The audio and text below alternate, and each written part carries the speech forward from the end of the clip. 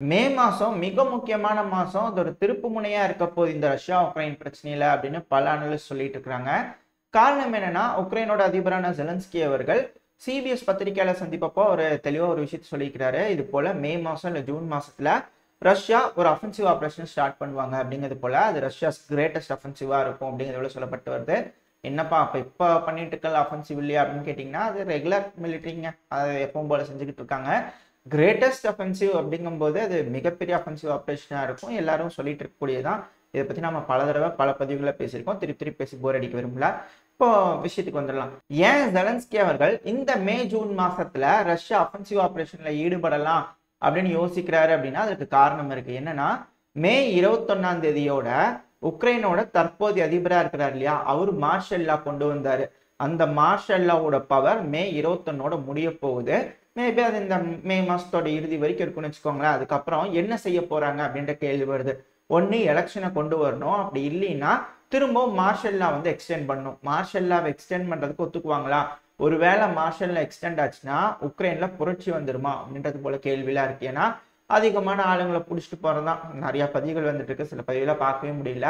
இது போல விஷயங்கள்லாம் தெளிவா நம்ம பதிவுகளை பார்த்துட்டே இருக்கோம், வீடியோ பதிவோட பார்த்துக்கிட்டு இருக்கோம். இப்போ இது போல தொடர்ந்து நடந்துகிட்டே இருக்கிறதுனால எலெக்ஷன்லாம் திரும்பி மார்ஷல் லா போட்டாங்க அப்படின்னா கண்டிப்பா மக்கள்லாம் கோபம் அடைஞ்சிருவாங்க. அதுவும் இப்போ மொபைலைசேஷன் டிராஃப்ட் பாஸ் பண்ணதுல இருந்து உக்ரைனோட போலீஸ் கிட்ட போய் இங்க இருக்கக்கூடிய அந்த டிசிசி எம்ப்ளாயிஸ் இருப்பாங்களா, அதாவது ஆளுங்க பிடிச்சிட்டு போற எம்ப்ளாயிஸ், அவங்க போய் கம்ப்ளைண்ட் பண்ணிக்கிறாங்க. இப்போ வரைக்கும் ஒரே இவனோ பிராங்க்விஸ்கி இந்த பகுதியில் மட்டும் 30,000 பேர் மொபைலைசேஷனுக்கு வர மறுத்திருக்கிறாங்க, காணாம போயிட்டாங்க, கண்டுபிடிச்சு கொடுங்கன்னு போலீஸ் கிட்ட கொண்டு போய் கொடுத்துருக்காங்க.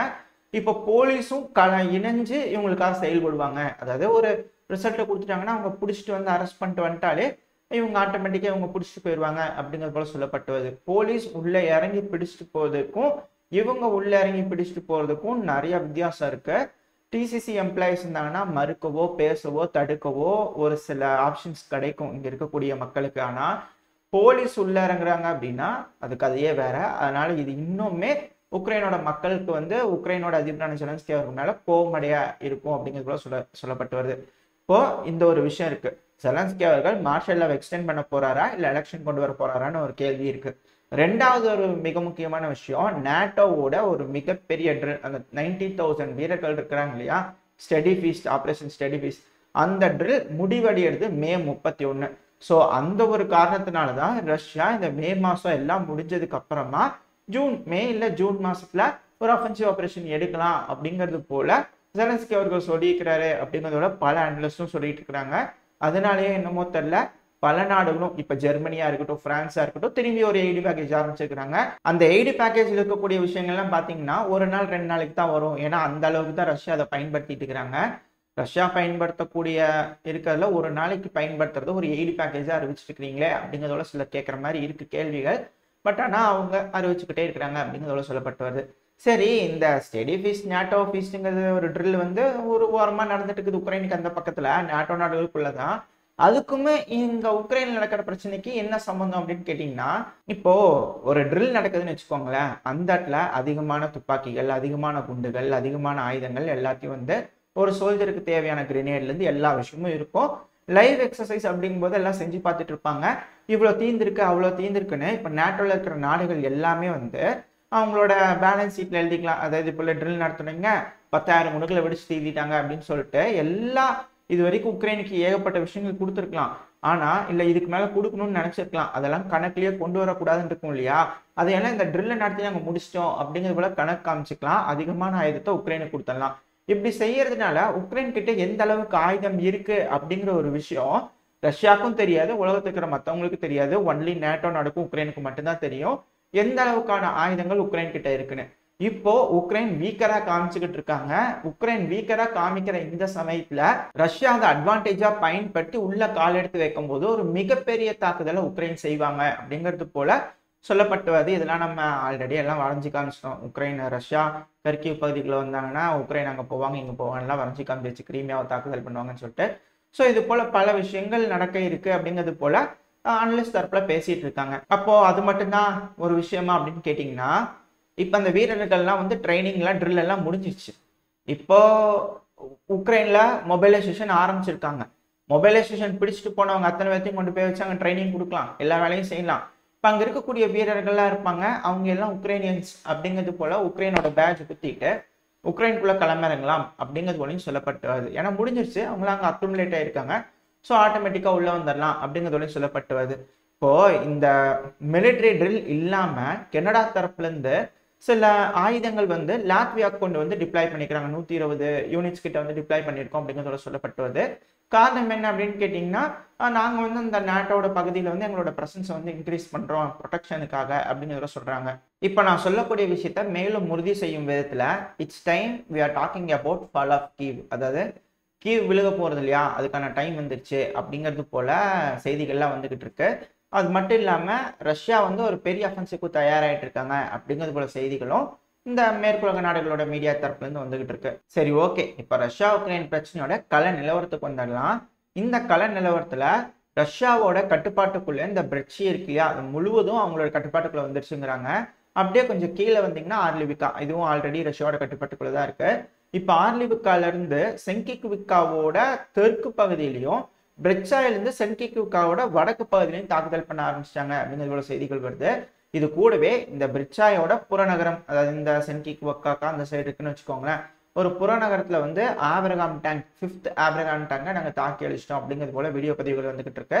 ஒரு ட்ரோன் ஆப்ரேட்டர் தாக்கி இருக்கக்கூடிய அந்த ஆப்ரகாம் டேங்க் மேலே ஒரு ட்ரோன் தாக்குதல் பண்ணியிருக்கிறாங்க. அதுக்கான வீடியோ பதிவு வந்திருக்கு, லோட் ஆயிருக்கும், சைடில் பார்த்தீங்கன்னா தெரியும். ஸோ இந்த பகுதியில் வந்து மிக அதிகமான முன்னேற்றம் ரஷ்யா கிடைச்சிருக்கு அப்படிங்கிறது புரிஞ்சுக்க முடியுது. இந்த பிரெட்சாயை பொறுத்த வரைக்கும் உக்ரைன் தரப்பு வந்து என்ன சொல்றாங்கன்னா, இல்லை ரஷ்யாக்கு அங்கே முழுவதும் கட்டுப்பாட்டுக்குள்ள வரல அப்படிங்கிறதோட சொல்றாங்க.